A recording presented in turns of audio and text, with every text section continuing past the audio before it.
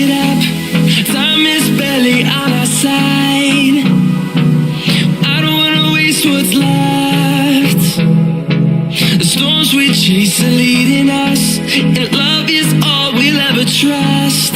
Yeah, no, I don't wanna waste what's left. And on we'll go,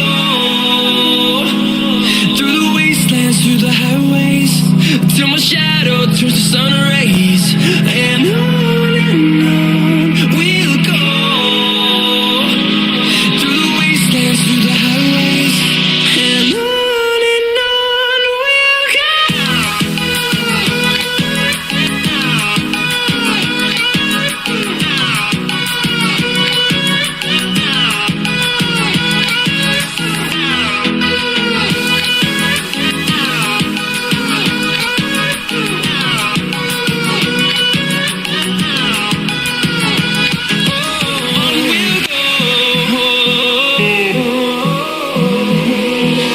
Finding life along the way, melodies we haven't played. No, I don't want no rest. Echoing around these walls, fighting to create a song. I don't wanna miss a beat. And on we'll go, through the wastelands, through the highways, till my shadow turns to sun rays. And on we'll go,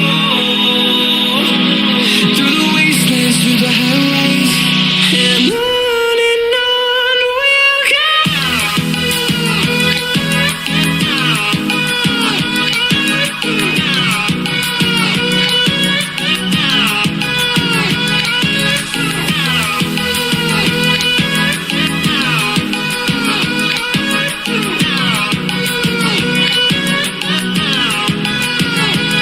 And we'll grow in number, fueled by them to see the horizon, turn us to thousands.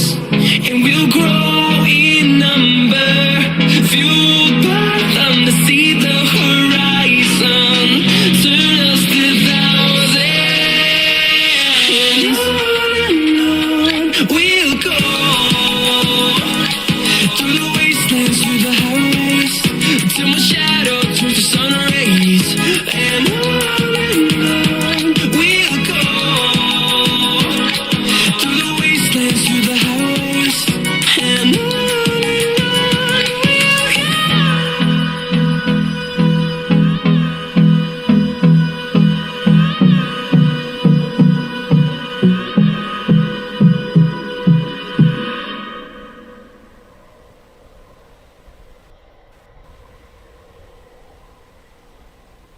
Hi, my name is Hector here at Best Buy, and today I want to take a look at the Therabody Recovery Air Jet Boots.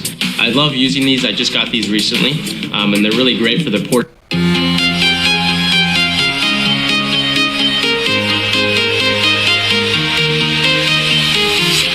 I'm walking alone, the streets are empty. The only thing I can see is my own silhouette. I'm getting stronger, step by step. The clock is ticking, but there's no time for regrets. I've been flying from town to town, from London to Taiwan. I've been all around the globe, trying to protect your soul. We are heroes tonight. We will fly above the sky. We are heroes tonight. Yeah. We are heroes tonight. We will fly above the sky. We are heroes tonight. Yeah.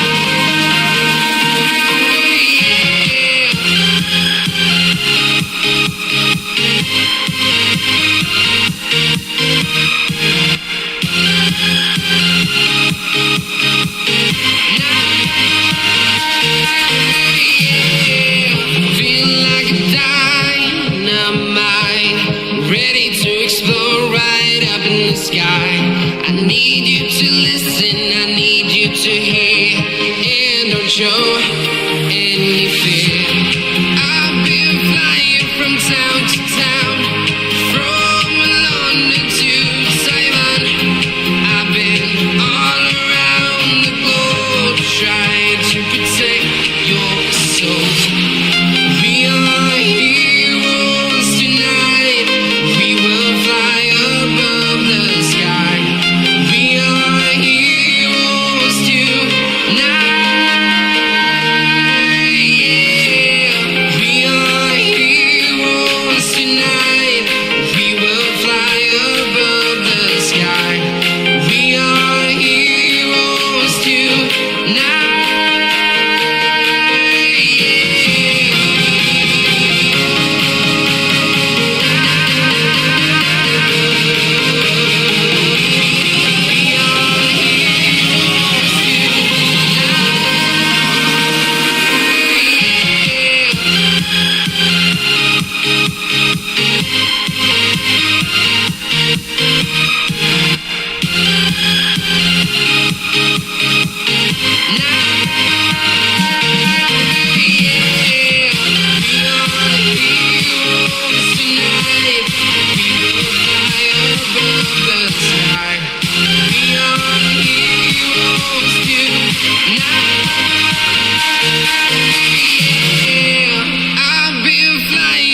Town to town, from London to Taiwan.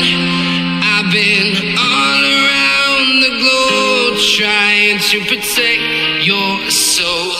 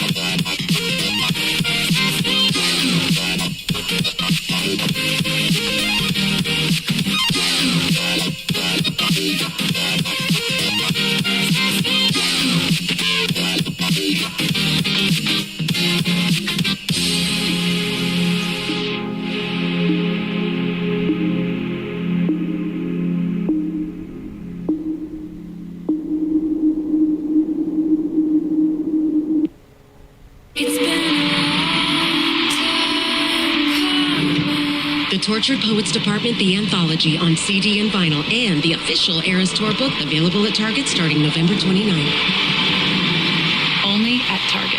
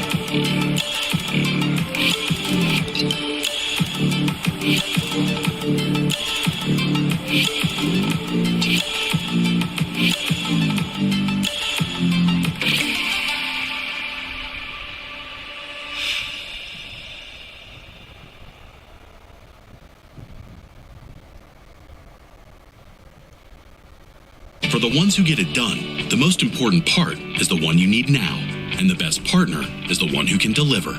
That's why millions of maintenance and repair pros trust Grainger, because we have professional-grade supplies for every industry, even hard-to-find products, and we have same-day pickup and next-day delivery on most orders.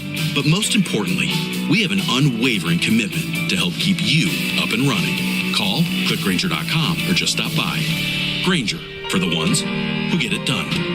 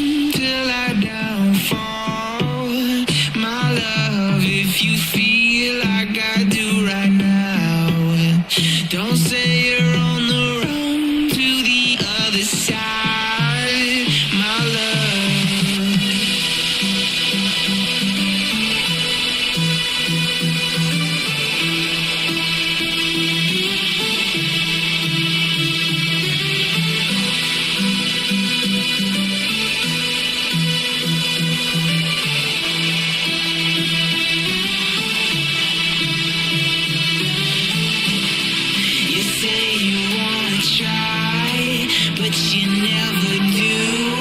Sugar, there's a reason why we lose. You say you wanna cry, but you never do. Sugar, there's a reason why we lose.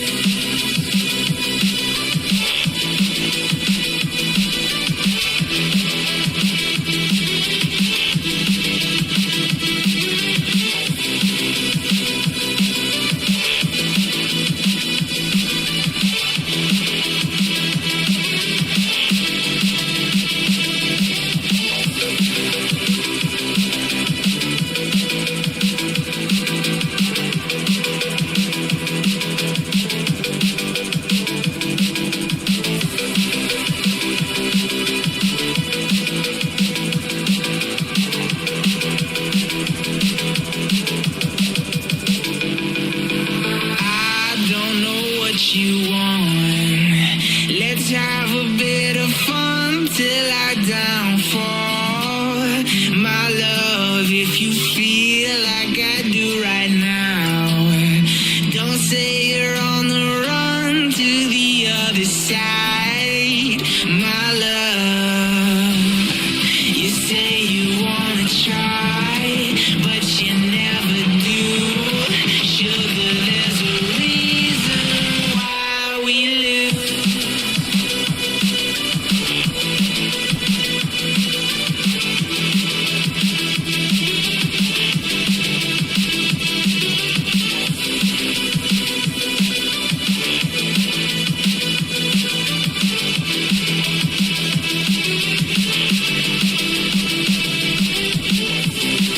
You say you wanna try, but you never do. Sugar, there's a reason why we lose. You say you wanna cry, but you never do.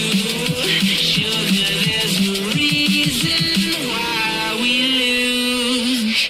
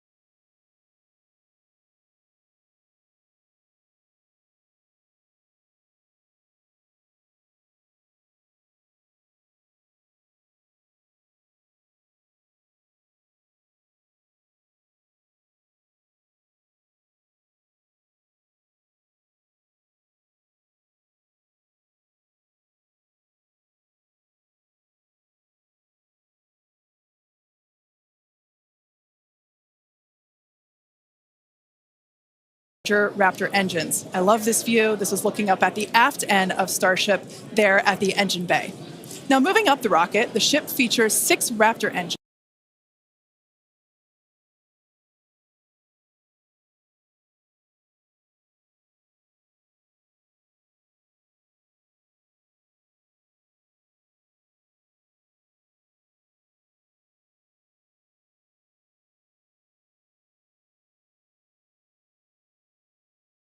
A precision landing. To reach full reusability, the ship must survive re-entry not just once, but multiple times. It took the teams at SpaceX about 3 years to develop the heat shield on Starship, and development for improvements is still ongoing. The ship's heat shield is composed of thousands of hexagonal ceramic tiles designed to insulate the vehicle during atmospheric entry, where temperatures can be as high as 2,600 degrees Fahrenheit or over 1,400 degrees Celsius. The tiles are something we iterate on every flight test as we build towards a heat shield requiring no refurbishment between flights to unlock rapid reuse. And the teams have actually already begun testing the heat shield tiles in environments simulating Mars atmospheric entry conditions, which we'll see more of in just a few minutes.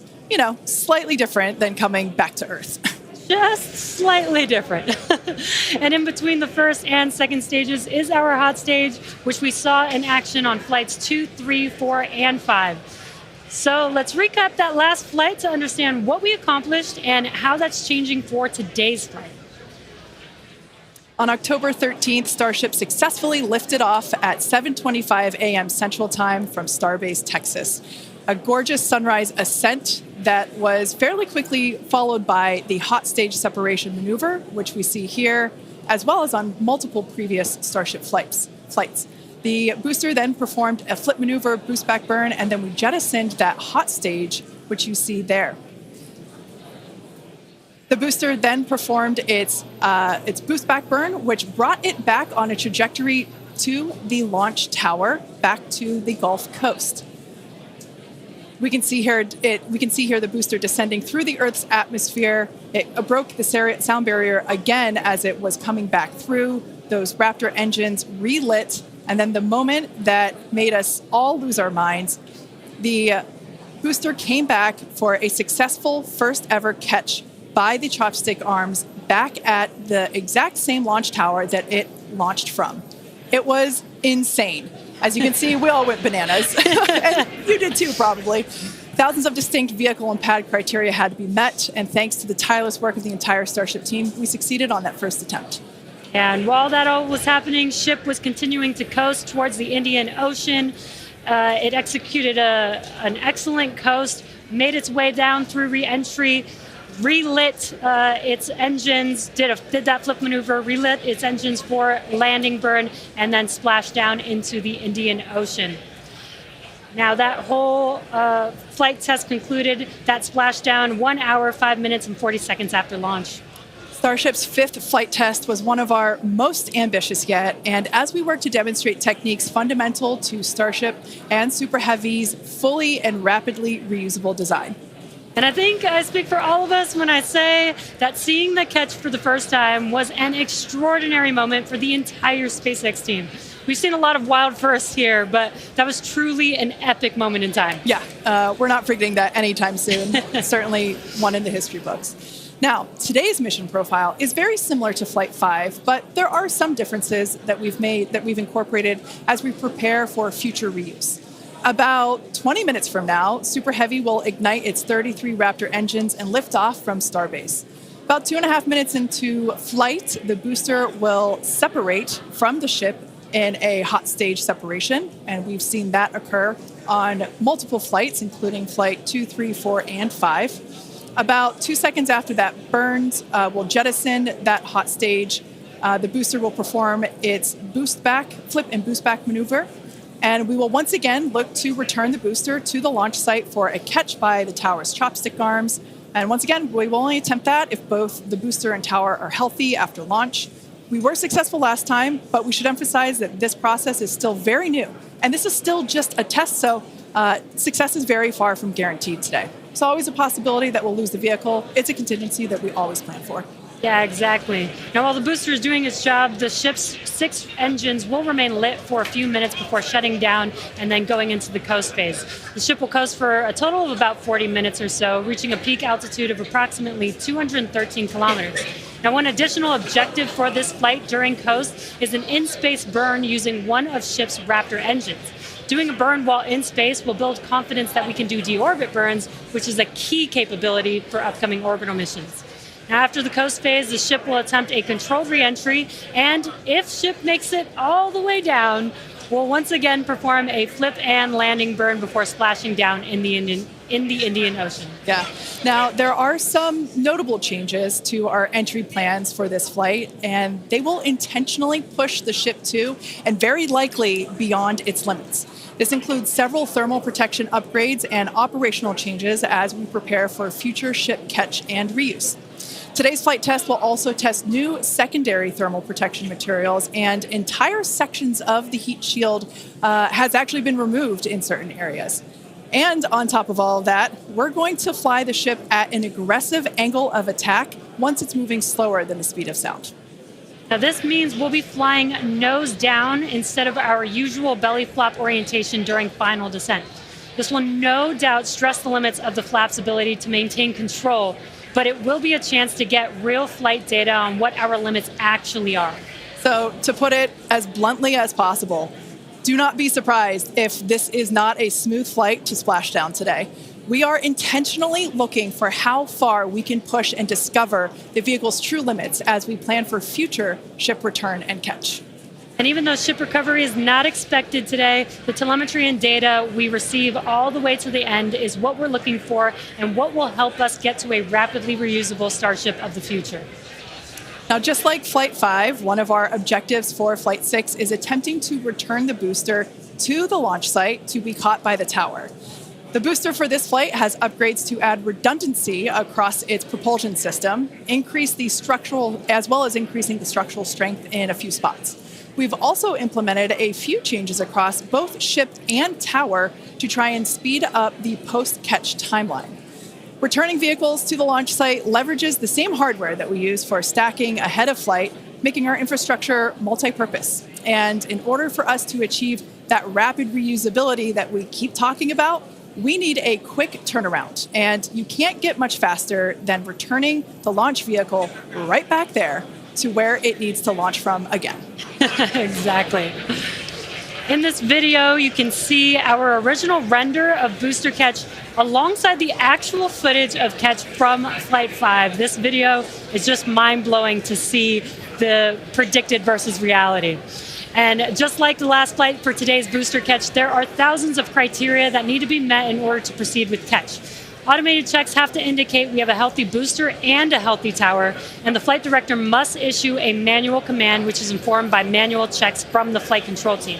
If this command is not sent prior to the completion of the boost back burn, or if automated health checks show unacceptable conditions with Super Heavy or the tower, the booster will default to a trajectory that takes it to a landing burn and soft splashdown in the Gulf of Mexico.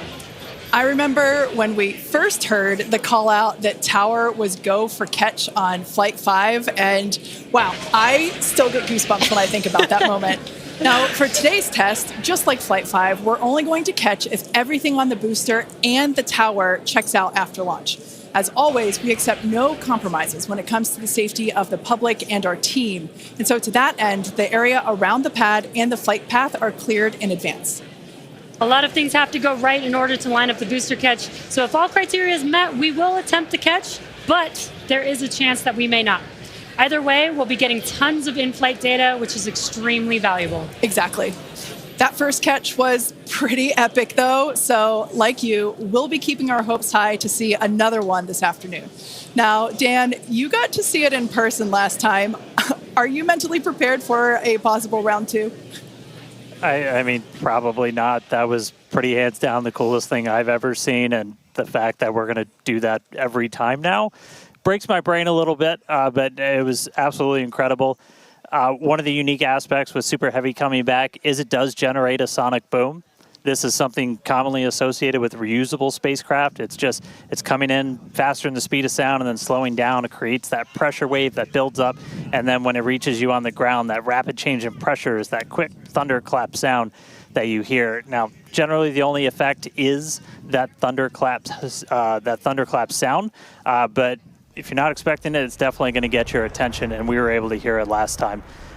The impact of, or how loud it is, changes pretty dramatically. And in this video, you can see as we were descending, and there was kind of that quick triple pop that you heard. Now, that was picked up from closer to the pad. Most people at our distance and further away, you're only going to hear one or two as they're happening kind of so on top of each other that it might just sound like one big bang.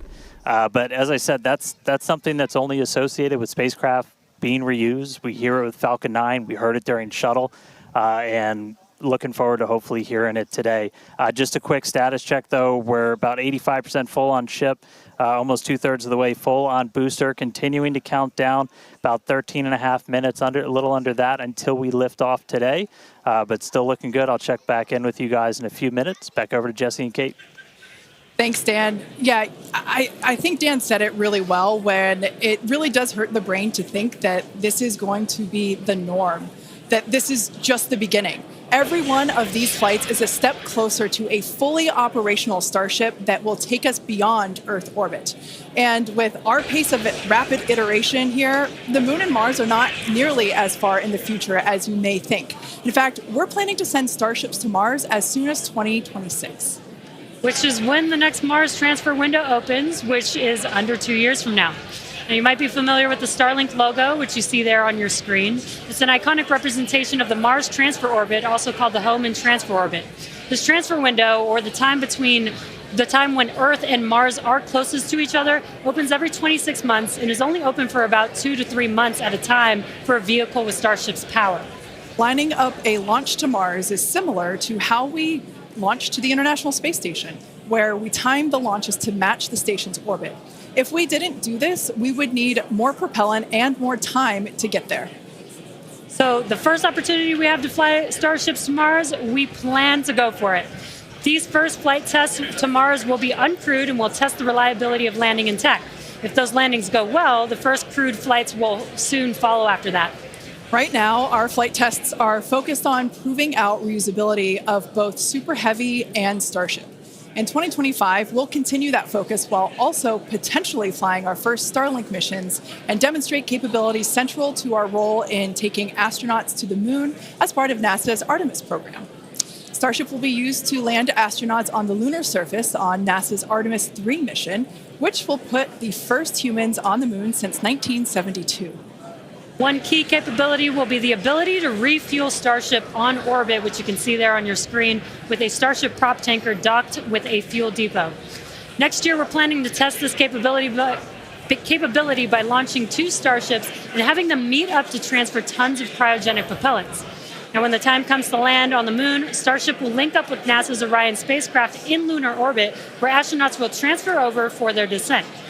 Now, once on the lunar surface, they'll ride the elevator down in their Axiom EMU spacesuits from Axiom Space and leave the first footprints on the moon in more than half a century, kickstarting humanity's mission to establish a sustainable presence there. And coming soon to a moon base alpha near you, Starship Enterprise Edition. That is so exciting, and all the advancements that are going to come in order to enable all of that. Now, our rapid iterative development approach has been the basis for all of SpaceX's major innovative advancements, including Falcon, Dragon, and Starlink. Today, we're testing hardware and systems, and we need to know how they perform under the most extreme conditions. And what's more extreme than the flight environment? We'd much rather find the bugs and limits now during testing than later on when there's more on the line. And to reiterate, while we do determine an acceptable level of technical risk on our vehicle and pad to learn as fast as possible, we accept no compromises when it comes to the safety of the public or our team. So all that to say, this is only the 6th of many future flight tests of Starship before it becomes fully operational. And we tend to do our testing out in the open, just like today. And that means people sometimes see when our hardware doesn't perform as we planned during that testing. And that's okay. because this is exactly what we are testing for, to physically see if hardware performance matches what we expect it to do or not. Even more with today's test flight, where we're purposefully pushing the ship beyond its limits. Starship development is also being aided by Starlink space-based connectivity. You might remember the Starlink panels that are incorporated into Starship, and you can see them there on your screen, those rectangular panels on Starship's nose cone.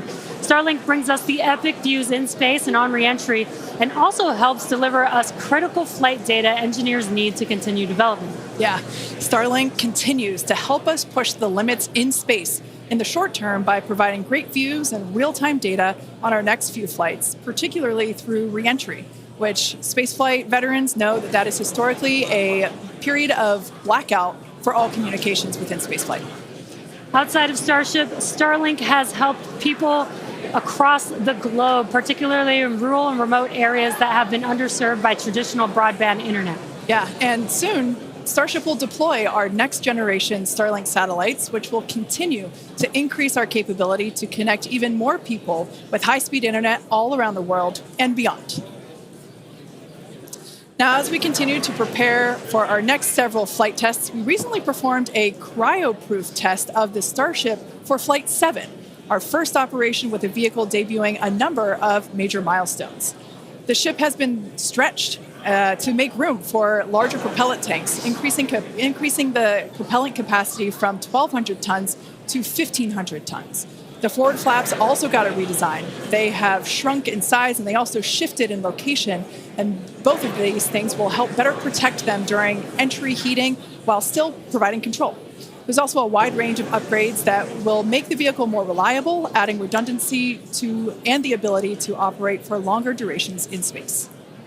One unique aspect of a trip to Mars are the different conditions ship will see when entering the Martian atmosphere. Now, it's difficult to simulate Mars's atmosphere when re-entering on Earth, so we've been testing a variety of heat shield materials inside a specialized plasma jet chamber at the University of Illinois Urbana-Champaign, where we're able to more closely simulate Mars's 95% carbon dioxide atmosphere. Aside from looking awesome, this is important testing.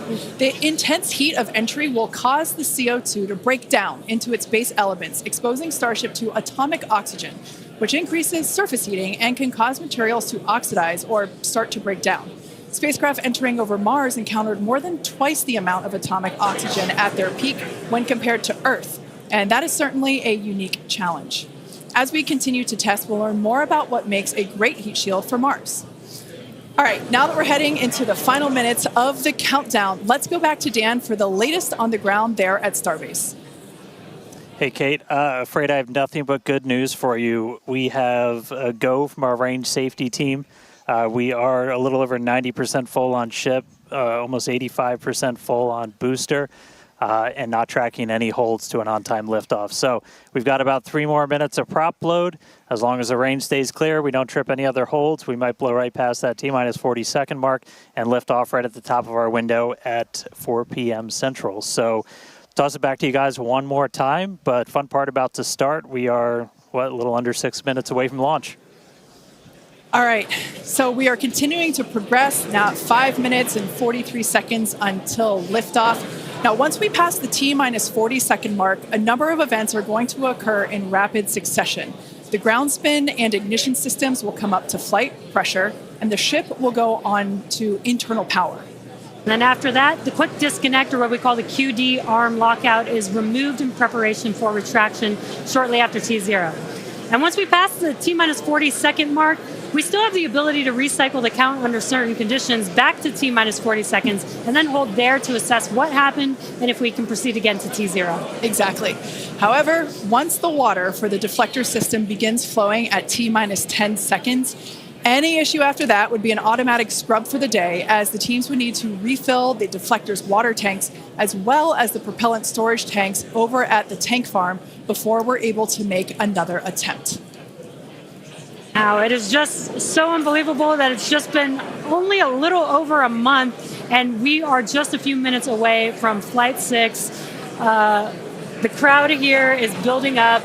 We've got a much larger crowd here than when we were launching at 4 or 5 in the morning out here. So very exciting to have an afternoon launch to have all the employees here. Exactly. Now, just as a reminder, that T-minus 40-second hold, if we opt to use it, everything is still potentially go for launch. So nothing to be worried about there. At that point, basically, up until T-minus 40 seconds, all aborts are just holds. This would allow the team to wait for final checkouts to assess propellant levels, engines, avionics, vehicle pressurization, range, weather. Occasionally we've had shrimp boats lingering in the past, but that doesn't sound like that is the case today. Yeah, not today. No shrimp boats, which is great. Everything so far is looking good. We're getting really excited here, just a few minutes away. We're going to go back, send it over to Dan in Starbase. How's it going, Dan? It is still going great, just coming up on about 3.5 minutes away, so we should be done with our prop load on ship momentarily. Then about 30 seconds later, we'll close out on booster. Our flight control team on board, or in the building just behind me, not on board. Some of them might wish they were on board. Flight control team in the building behind me, they're going to have a lot of work to do right after we lift off, as we still have a lot of manual checks that happen on the tower prior to the flight director, who's going to be Tristan Pierce again today, giving a manual command to bring the booster back to the launch site. And the tower did just incredibly well on the last flight. We didn't lose any of our required redundancy for a catch, so we're hoping to see that again today. A lot of the team, really putting armor on the tower, making all of those things work, played a huge role in making that catch possible, and looking forward to hopefully seeing that happen again. And of course, sending our first payload to space. You can see the banana. It's very tightly secured, but I assure you it does have some room to float around. So once we're in a zero gravity environment, we should see our first Starship zero gravity indicator putting on a little bit of a show. And that's looking right in. That's where we're going to have Starlinks. That's our PEZ deployer. So getting its ride to space. So coming up on about 2.5 minutes, we are closing out on all of our prop load. Just heard that our fill drains are starting to close, so that means we're no longer going to be flowing propellant into the booster and the ship. We're going to do what's called pushbacks. So all of that propellant in the ground systems is going to get pushed back to the tanks, clear out everything around the pad right before we light those 33 engines and take off. Just quick reminder, you're going to see fire start at the bottom. You're going to see the deflector start at about 10 seconds before launch. Lots of water to help dissipate all that heat, all that sound. And then the engine starting up in 3 different groups. And then about a second after T0, we should see liftoff. About 2.5 minutes into the flight, a little bit longer, we'll see hot staging. And that's when we're going to be listening really close on those loops to see if we're going to be bringing the booster back for a catch today. Do always want to caution, it's never a guarantee. We've done this once.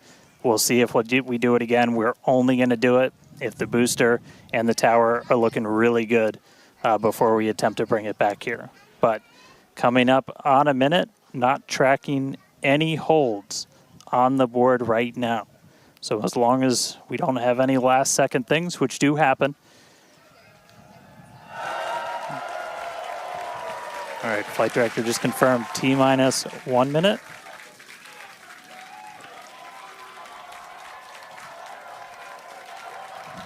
Key moment to look at in 10 seconds, that T-minus 40.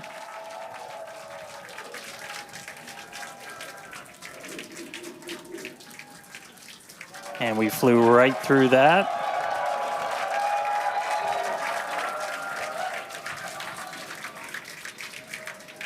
Flight directors go for launch. All right, we're now T-minus 20 seconds until liftoff of Starship Flight 6. This will mark our second attempt to catch the Super Heavy booster at the launch tower, as well as 10, 9, 8, 7, 6, 5, 4, 3, 2, 1.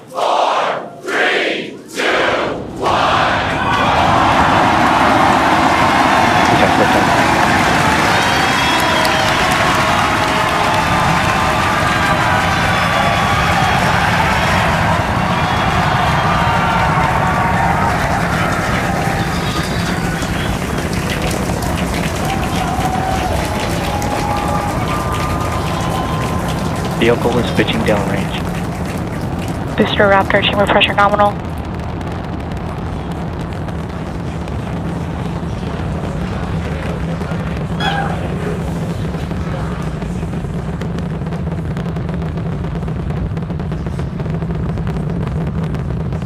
Booster and ship, avionics, power, and telemetry nominal.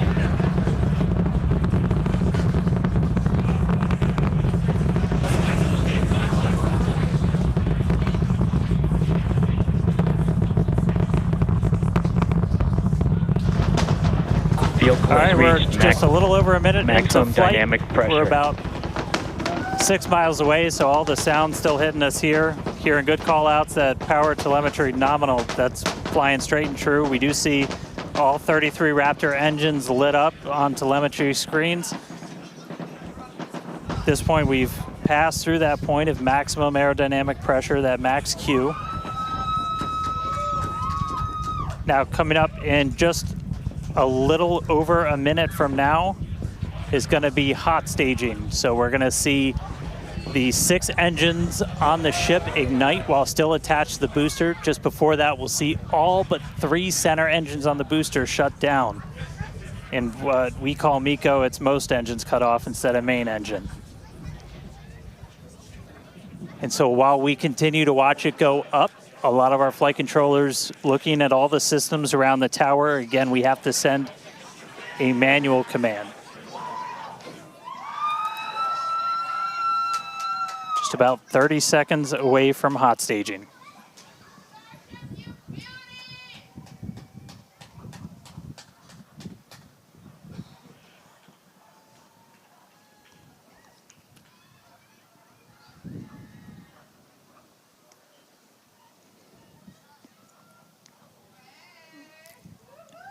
And we heard the tower is go for catch. Booster engine cut off.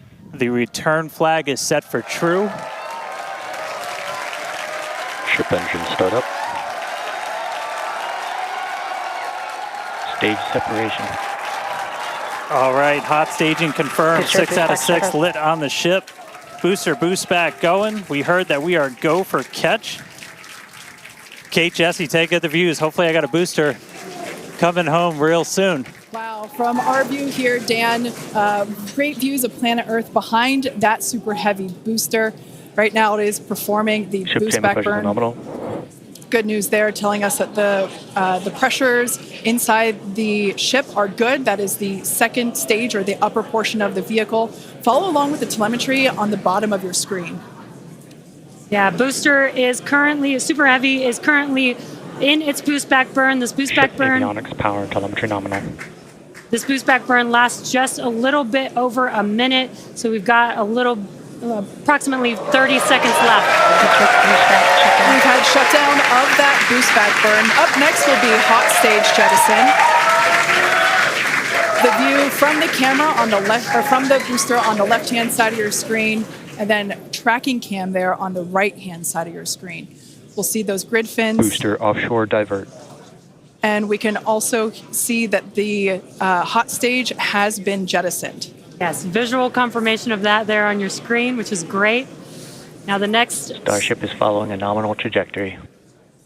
The next step for booster is going into that landing burn. Again, it'll light up 13 of those engines and then pare down to 3 engines right before booster catch. All right, now just real quick, we did hear the call out, booster offshore divert. Unfortunately, that means that we are no-go for the catch.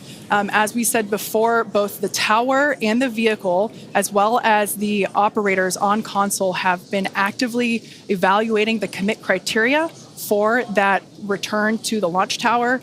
And unfortunately, we did not have a pass on those commit criteria. So we are no-go for tower catch. And we did mention that we're constantly evaluating the criteria for catch. There's a lot of things that need to go well in order to line that up. Unfortunately, today we will forego booster catch today. But what you're seeing on your screen is ship currently making its way towards the Indian Ocean, still looking good so far. Exactly. So views there of the booster on the left-hand side of your screen, views of the ship on the right-hand side of your screen. Now, we said before that it was not guaranteed that we would be able to make a tower catch today. So while we were hoping for it, like we said, it was pretty epic on attempt 1, but the safety of the teams and the public and the pad itself are paramount. So we are accepting no compromises in any of those areas. Exactly, and we're still going to get a lot of good flight data with booster even, but especially with ship. Again, we have an additional objective today to do an in-space relight of a Raptor engine, which again will help us set us up for being able to do deorbit burns, which is Ship chamber pressures are nominal. which is important for orbital flights. And what you're seeing on your screen is a view from Super Heavy as it's making its way back down to Earth. Yeah, once again, we are attempting an offshore landing of the Super Heavy booster. So we have seen this before, and it is still very fun to watching it come down for a soft splashdown off the Gulf Coast of Texas. We can see it there re-entering. We saw earlier those grid fins. There are 4 hypersonic grid fins. Oh, we can see that the landing burn has begun on the Super Heavy booster. And same pattern, 13 engines will light, gone down to 3 just as we expected. And what an incredible view of splashdown that we got today of Super Heavy. Yeah, I'm sure the buoy cam views will be pretty awesome once again. So we'd like to confirm a water landing once again for the Super Heavy booster. Congrats to the SpaceX team for making that milestone as well. Now, ship continues to look good. We can see that it is, while all of that was happening, the crowd here in Hawthorne continuing to react to all these amazing views that we're getting. The next milestone is... Starship is in terminal guidance. Great news there. Starship terminal guidance, referring to what we see here on our screen, the upper stage, at about 8 minutes, 35 seconds or so, we have ship engine cutoff, which will be the cutoff of the Raptor engines.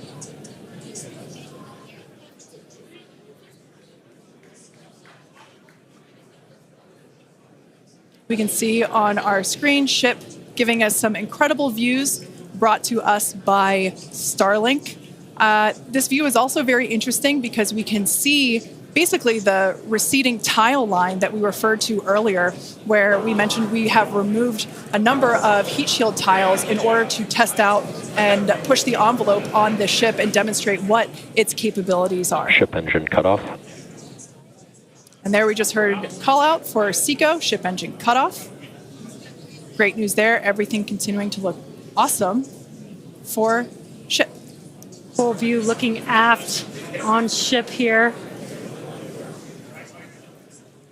Ship FTS is saved.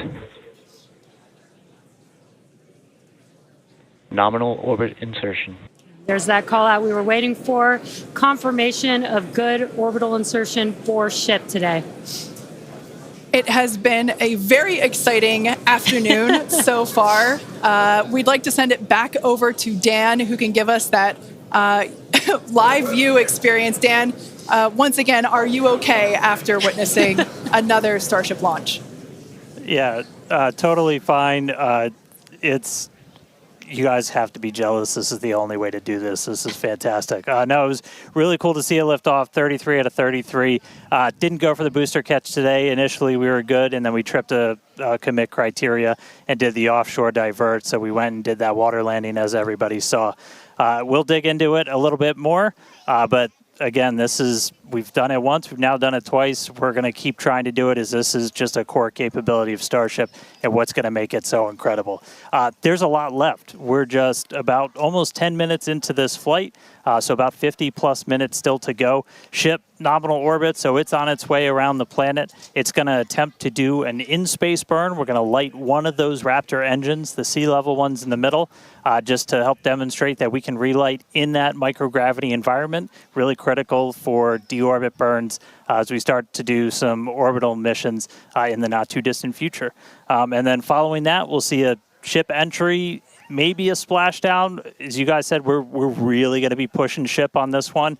We're pretty much intentionally putting it in places where we expect it might not do so great, and all that's to try and help us learn, see if we were a little too conservative, and then maybe that opens up more capability for when we start catching them. But I'll check back in with everybody in a little bit. I'm going to tune in and watch the ship fly around planet Earth, and hopefully we see it re-entering in the not-too-distant future. Back over to you guys. Thanks, Dan.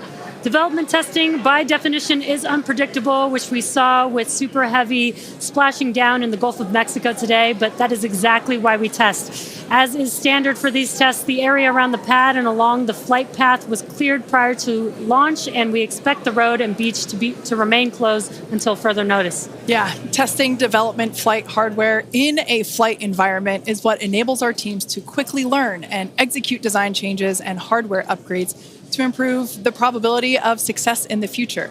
Please do not attempt to approach the booster in the water for your safety as well as for that of our team that will be working on recovery.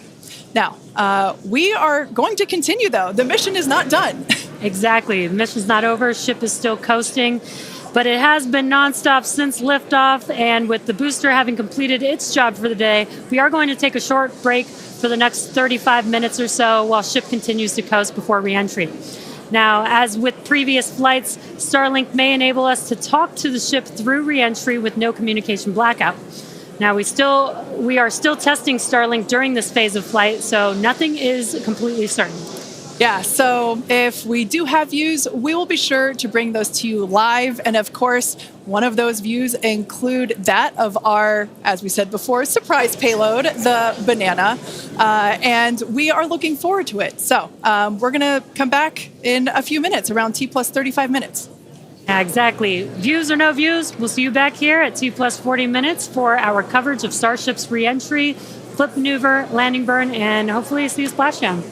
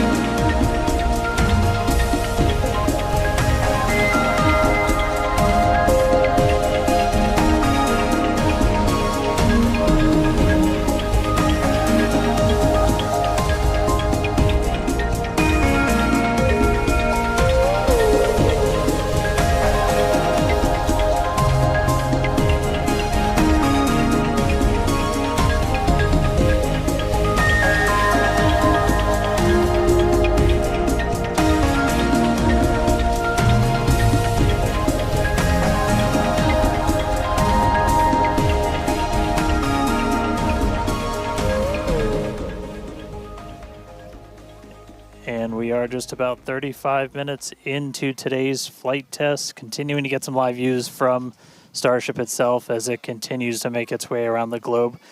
We are coming up on what we will hopefully see is our in-space relight demonstration. This will be firing up one of those 3 sea-level Raptors on the very aft end of the ship and essentially reigniting it while we're in that microgravity environment in Earth orbit. We had attempted this once previously on Flight 3, but ended up skipping it when we had some attitude control issues with the ship. And we are on the dark side of the planet right now, so views are going to be a little bit dark, but hopefully we see some engine light come on as we do this relight test. This is a pretty critical capability for doing deorbit burns. This is not a deorbit burn. Want to stress that we're on a trajectory where if we didn't fire off the engine at all, we are definitely coming home. Ooh, seeing some thunderstorms down on the ground. That's pretty cool. But this is not a deorbit burn. If we didn't fire this engine, we're on a intentional suborbital trajectory. So no matter what, we're coming in over the Indian Ocean.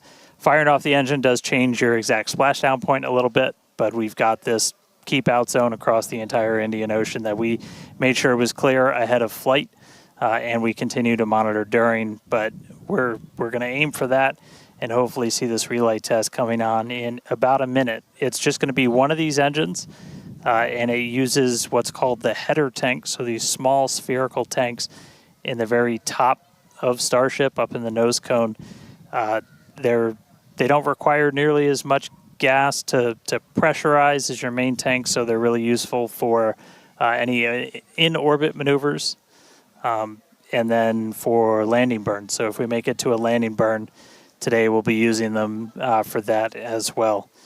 So we should be coming up in just about the next minute. Should be under a minute now away from that expected ship burn. And again, we've relit Raptors pretty frequently. We just did it with the landing burn and that boost back burn on the booster, and we've done it on ship landing burns. We just haven't done it in this microgravity environment where your propellant management and a lot of other things are different as you're not weighed down by the force of Earth's gravity.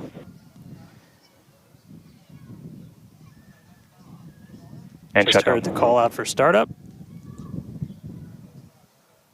There's some light. There's that Raptor relit.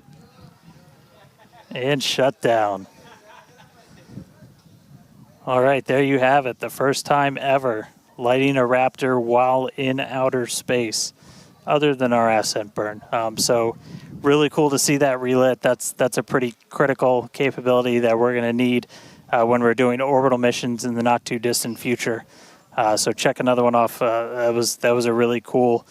That was an objective we really wanted to hit on this one, and so good to see ship knock that one out in orbit. But for now, we're going to coast for just a little bit longer, and then it'll be time for ship entry. So we'll get the usual light show as we return from hypersonic velocities. We're just starting to do the entry prep for that, so we're going to get the flaps positioned, and then it's going to start taking the brunt of all of that heat as you're coming in from well in excess of 10,000 miles an hour. That's all going to build up a lot of heat as you're encountering an increasing atmosphere, building up that friction. And we're going to see how the tiles fare. We've also got some pretty cool tile experiments that we'll talk about in a little bit. But coming up real soon, ship re-entry, successful relight, and we'll start this entry part soon.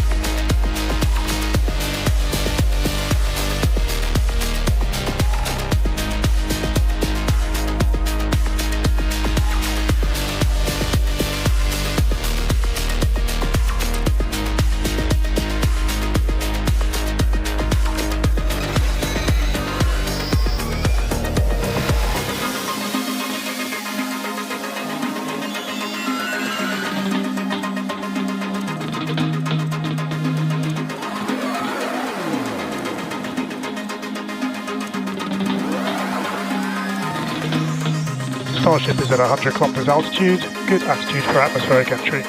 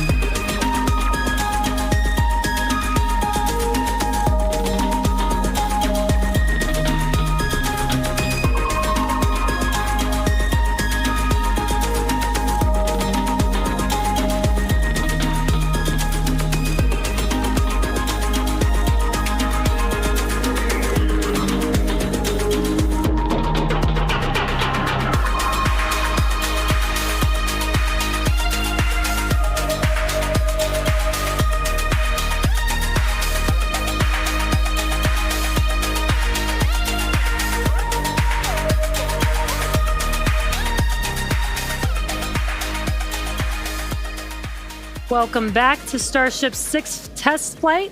It has been an exciting day so far. We lifted off from Starbase at 4 p.m. Central Time. The Super Heavy booster and ship had a successful separation as well as a good boost back burn and good separation of the hot stage adapter. We did not attempt a return to the launch site and catch attempt today when strict criteria were not met and the Super Heavy booster executed a planned divert to a landing burn and soft splashdown in the Gulf of Mexico. Yeah, obviously we were hoping to come back to the tower, but this was a test and we knew that it was a very viable possibility. Starship is at 85 kilometers. Flaps now have control of the vehicle. All right, great news there, turning our attention over to the star of the show here, giving us these amazing views once again. We heard the call out there telling us that the Starship vehicle is now 83 kilometers above, coming up around T plus, now actually, the ship, as you can see, is beginning to re-enter the Earth's atmosphere. As a reminder, one of the main goals of today's flight test is for the ship to make it through the extreme heat of re-entry and to do so in a controlled manner. Now, re-entry is typically a portion of flight where we don't have communication capability with the spacecraft because it's re-entering at or around orbital velocity, which is roughly 8 kilometers per second or about 5 miles per second. Now at those speeds, pretty fast. The spacecraft is moving through the atmosphere rather quickly, and that results in friction, as we can see that starting to happen on our screen, and this creates a plasma field around the vehicle. That blanket of plasma distorts communication frequencies, so it's not uncommon to experience brief blackouts in communication.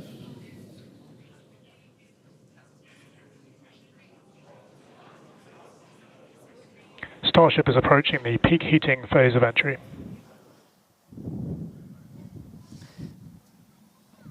And we just heard we're getting into the peak heating phase. We're getting these views courtesy of Starlink. We've got 4 different terminals on the ship itself.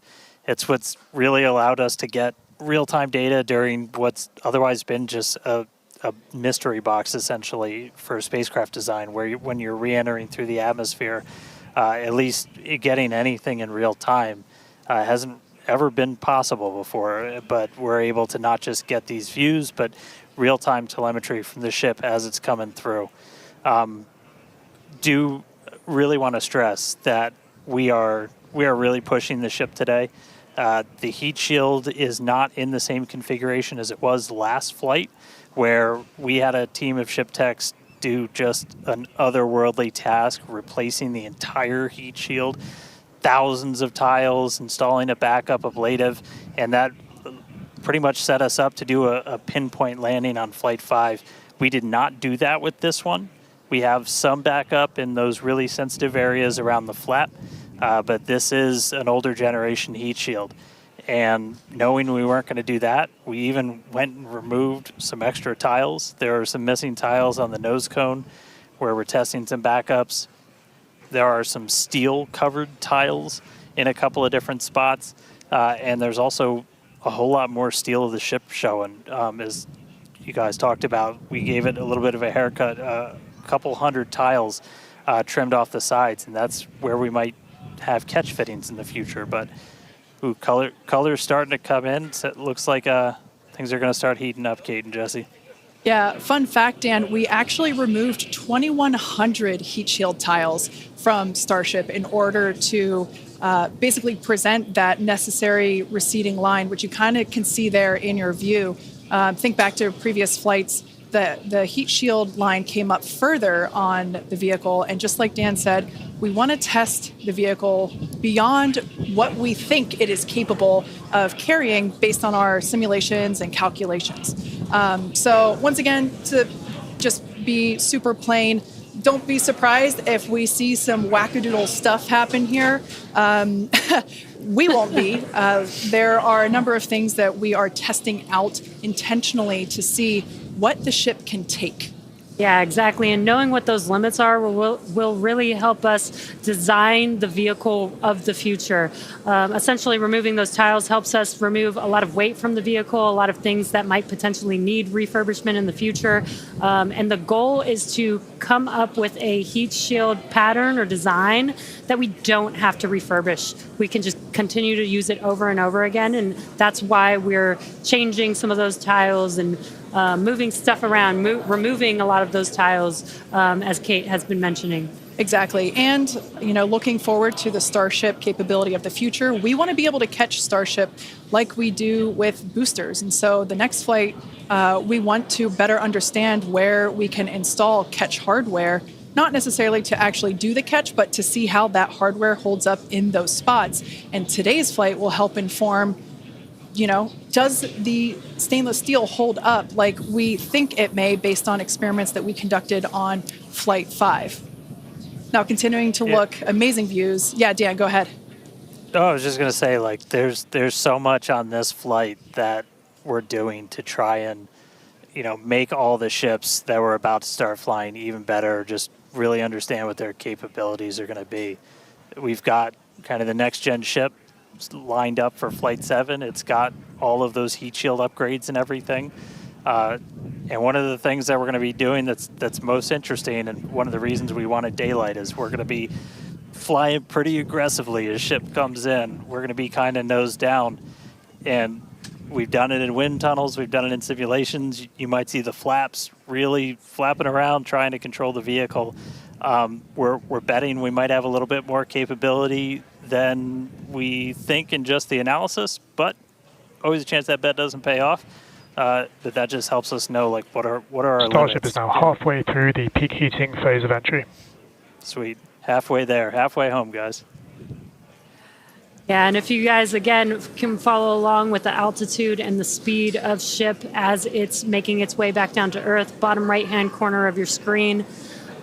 Speed is still going really, really fast. Again, as it gets closer to Earth, we'll see that altitude drop a little bit faster. It's kind of dropping pretty slow right now. And again, as we get closer and closer to literally the surface of the water, then we'll start to see that speed pick up. And if we can make it through this re-entry, we will attempt to do that flip maneuver once again and splash down in the ocean. Exactly. Like we've been saying, we are testing beyond the perceived limits of the vehicle. We want to go learn more about the ship, and this is a great opportunity to do that. So really pushing the flight hardware in a flight environment to help inform these future designs. As we've mentioned, it has a different heat shield. This heat shield is not the same generation as what we flew last time. This one is one generation older. So we are also testing out new secondary thermal protection materials. So basically, like if the heat shield isn't in this one spot, can this other material protect the metal is the thinking there. Also checking of the ship's structural strength in those areas where we're looking to add that ship catch hardware just to see if it survives entry. So yeah, as we've been saying, we've done a lot of calculations and simulations. This view right here is super cool. This is looking out from the aft engine bay, basically at the bottom of Starship. Then on the center left-hand panel, if you will, we have one of the forward Starship flaps, so one of the flaps located at the top of the vehicle. Underneath that is one of the aft end flaps, like the one that we see in the main picture there on the right-hand side of your screen. Now, these views as the vehicle continues to enter the Earth's atmosphere, drawing a crowd once again here at SpaceX in Hawthorne as folks tune in as the mission continues on. Now, the next event that we have coming up, we should hear the call out that the vehicle is transonic around T plus 1 hour and 2 minutes or so. That means that the vehicle is traveling near the speed of sound. We say near the speed of sound because there are certain parts of the vehicle where airflow is going faster and other parts where it's going slower. So it kind of teeters there on the brink of the speed of sound. So once we have equal flow on all parts, then we'll hear it's subsonic. Yeah, and almost real quick, almost a reverse of, I'm sorry, Jesse, almost a reverse of before. We see the Earth starting to come into view. We've got sunrise there over the Indian Ocean. So this is going to look different from any of the re-entries we've had before. And it was specifically so like we get as much daylight as possible to see how ship does this. Over to you, Jesse. Sorry about that. Dan, great minds think alike. That's exactly what I was going to point out, is that we're getting a lot clearer view of the Earth in the background with the different temperatures that we're seeing with the different colors of that plasma around the ship, which is really, really cool to see. Again, we are pushing the limits of ship today, but so far everything is looking pretty nominal. We'll see how the next few minutes goes. Yeah. Like we've said before, don't be surprised if this is not entirely smooth sailing all the way down to the ocean's surface. Similar to Flight 5, we are targeting the same splashdown location in the Indian Ocean, but we are not expecting to recover the vehicle.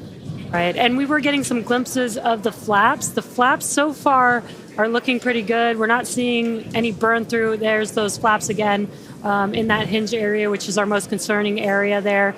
That's great news for us for now. Again, the next few minutes could change as we continuously push those limits. Yeah, once we slow down a little bit, once we're subsonic essentially, so I think that's about 1,200 kilometers an hour. Once we're down below that, that's when we're going to kind of dip our nose down and get that more aggressive angle of attack. Normally we're just belly flop right into the water, pretty much that position. But if we're going to be able to do return to launch sites, we're going to want to be able to fly with a little bit more of an angle of attack, get you a little bit more range as you're coming through. And so this'll be just a test to see quite how far can we push it. And obviously we're going to do these kind of tests way out here in super remote areas before you ever try to bring a ship back to a place like Starbase. Starship remains on a good entry trajectory. External temperatures are coming down. All right, great news there. That tells us that we are through the phase of peak heating.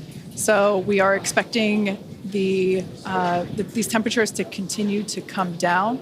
Once again, we are targeting a soft splashdown in the Indian Ocean off the northwest coast of Australia. We can see these beautiful views of planet Earth coming in. Yeah, this is very different, where we had nighttime views of the ship as it was re-entering.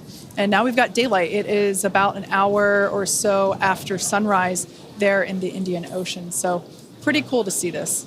Yeah, and it might not seem like it makes a huge difference, but we do get a little bit more light on ship as well for the camera views that we have, which is very beneficial for us to visually see anything and try and correlate that to any of the sensors or data that we have on the vehicle. Exactly. That is why we shifted our launch window so that we could have that daylight in order to improve our observations of the vehicle. So not only are we getting all the raw data from all the sensors that are on board Starship, but we also have multiple cameras and assets out there that are watching the vehicle and will also be able to tell us with this visual story that is also very, very important.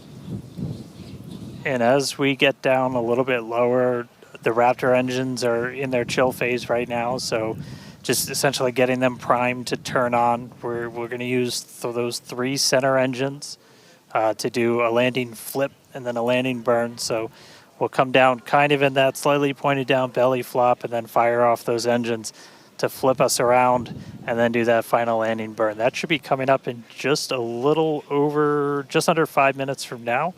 And then hopefully we start hearing some call outs on transonic and subsonic as we slow down. Again, once you hear Starship as subsonic, keep a close eye on the flaps. They're going to be working overtime essentially to maintain control of the ship as we get a little more aggressive with this.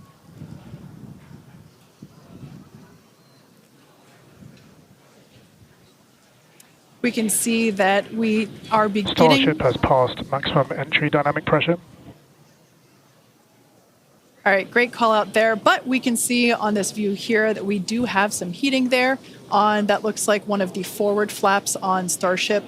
This is to be expected. We knew that the vehicle would perform differently than what we had seen on Flight 5. This is actually really good data because it tells us what parts of the vehicle at this, what will soon be a higher angle of attack once we drop down below the speed of sound. We'll have a higher angle of attack, meaning we're going to be flying nose down, basically. So yeah, this is good news, but we can actually, looks like that heating is starting to cool off there. Yeah, it's a little burn through. Again, it is important to note when we start seeing that through the ship's descent as well. So like Kate was saying, we're getting some really good data here. It looks like the other flaps are doing a little better than the one that has a little burn through, which is some good news. Again, constantly watching. We've got a couple minutes until we're expecting to make it all the way back down to Earth. Exactly. And like we said before, we are not expecting to recover the ship, although that would be great. It'd be a nice bonus if it happened, but it's not really in our expectations today. We really want to push the hardware, as we've been saying, but really the telemetry and the data and the video that we receive all the way to the end is truly what we're looking for and will help inform the future designs of this vehicle. We can see some flap movement as the camera is moving around. That's what you're seeing there is the flaps adjusting. And we have a camera on one of the flaps there this is the view that you're seeing there. And you can also see the graphic in the bottom. Starship is slowing down past Mach 1. And call-outs aligning with this. You can see the orientation of the vehicle starting to change. You can follow that graphic at the bottom of your screen. Again, that is why those flaps are changing. They control the orientation of the vehicle. Yeah, there are 4. Go ahead, Starship has started the subsonic belly flop, remains on a good trajectory. I was going to say this is when things will start to get a little interesting. So this is when we're moving slower than the speed of sound. You can see that nose slowly start to tip down, and we're going to try and maintain flap control the whole way. But we are just a couple minutes away from hopefully doing a landing flip landing flip and landing burn if the flaps can hold together. Yeah, this is such a cool view. This reminds me of when we first performed the belly flop maneuver on the high altitude test with serial number 8. We saw the ship come back through, and I always wondered what it looked like from the ship's perspective, and this perspective, I think, helps inform that. We will be, as Dan said, we will be dipping down a little further and really be flying nose first. This higher angle of attack, we're intentionally doing it to stress those aft flaps, and that will help inform the limits of flap control in order to collect data for future landing profiles.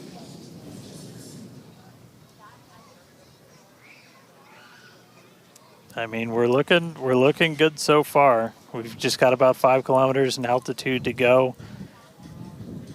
We'll ignite the engines when we're still just a couple hundred meters over the ground, do that flip. Starship is passing through 5 kilometers altitude, remains on a good trajectory. I have a feeling this is going to look so cool as it passes through the clouds. Obligatory shout out to the entire avionics team on Starship. And there's that nose down orientation.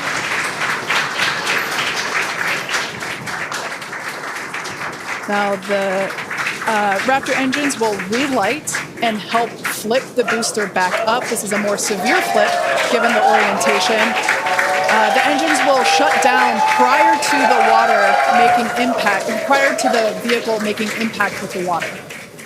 Our ship is doing great so far. There's those engines relighting. What a great reorientation by Starship. Wow. All 3 down to 2 into the water. Starship is landed. Wow. And we have ship splashed down in the Indian Ocean. Some awesome buoy cam action here. Daylight views. Incredible. We really pushed the limits on ship and it made it all the way back down to Earth. I am shocked, to be honest. I think many folks are. The fact that it survived all the way through while flying a lesser gen heat shield is just absolutely incredible. And turns out the vehicle had more capability than our calculations predicted. And that is why we test like we fly. Exactly why we do that. And those views were absolutely incredible to watch.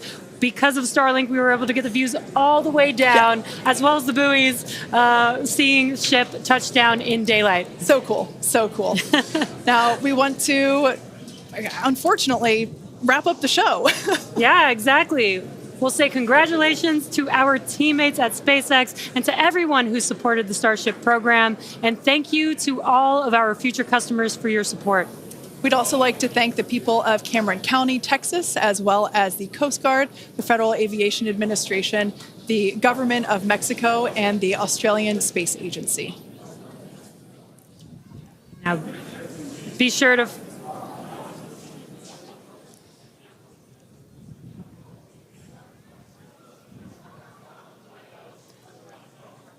Hey guys, I could take it from here. That was just incredible to see that splashdown. As you said, thanks to everybody that took such a huge part in this. Everybody here at Starbase that's worked on this program, just really pouring your lives into it. Great to see another booster lift off. We'll catch it the next time. Great to see ship in the water.